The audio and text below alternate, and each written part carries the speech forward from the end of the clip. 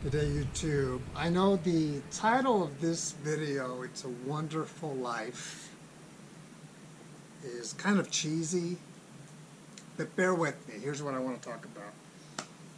I come from, and I've said this before on previous videos, I come from a family of dysfunction. My original years, my early years, there's a lot of dysfunction and inconsistencies. And I remember growing up and looking at other families where you had both parents there, your father, your mother, maybe you had some siblings. And that caught my attention because that's not where I came from. I have a father and a mother, and I love them both. And they did the best that they could. But looking back, I think they could have done a little bit better as well. And I know that sounds harsh. My mother has already passed away, so in fact, today's her birthday. She would have been 70 years today. And I do miss her. I love her. I am the man that I am because of my mom. And you know, again, I still love my father as well because I learned some things from him as well. And you've probably heard that saying, it's not how you start, but how you finish. And I think one of the things that I was blessed with, I don't know if it was genetic or my upbringing, was my outlook. My outlook is 80% positive, 20 negative. So for the most part, I'm going to figure out how to make lemonade out of lemons. When I say it is a wonderful life, I hope that I can encourage you to remember that, or to remind you, or to plant that seed that it is a wonderful life.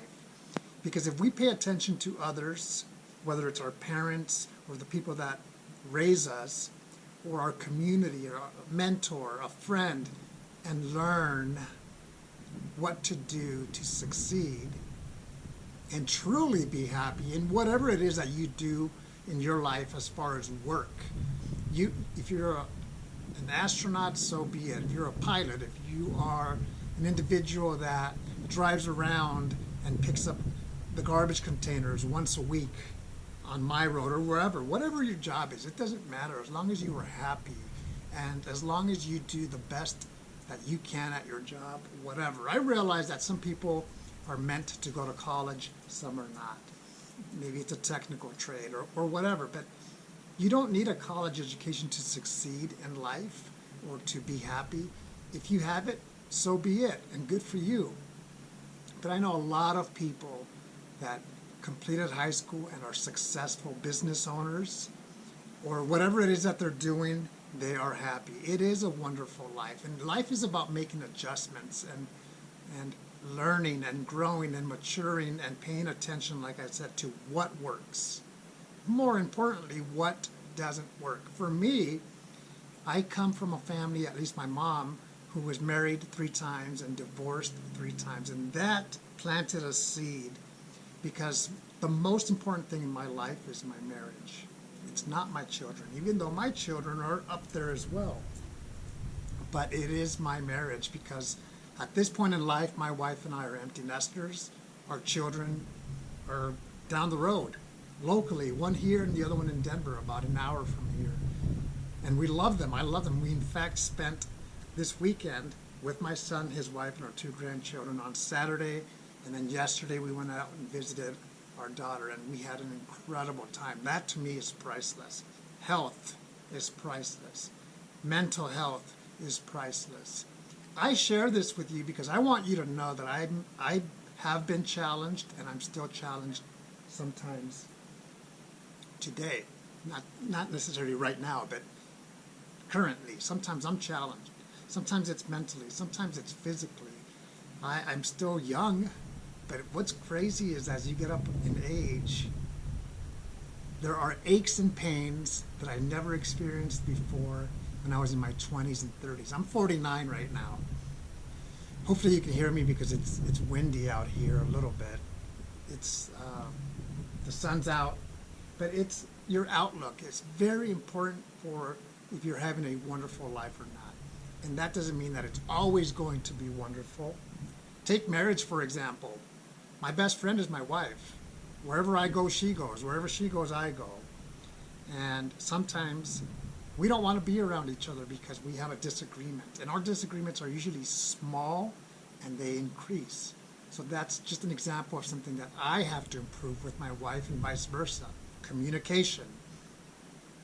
Again, I know some of you may be saying it is a wonderful life and you're living it. Some of you may be saying, what world do you live in? But I hope that you can change that if that's your outlook, that you believe it is a wonderful life, and then you make it happen. It's not just going to happen automatically. It takes work. Life takes work. Relationships take work. It's definitely worth it.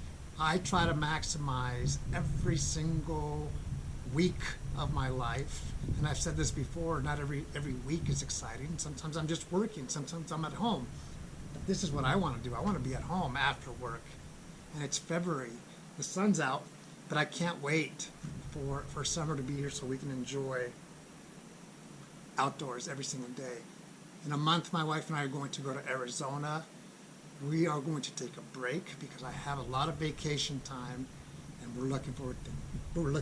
Everything is booked, so now we just have to wait and explore Arizona. I was there 3 years ago with my son for spring training baseball, and my daughter said, "Are you going to spring training?" I said, "No," because she wants to go. So I got to take her once everything gets back to normal in life. Take her to spring training. I hope you know it's a wonderful life, and if so, great. And if you don't, get there. Have a great day.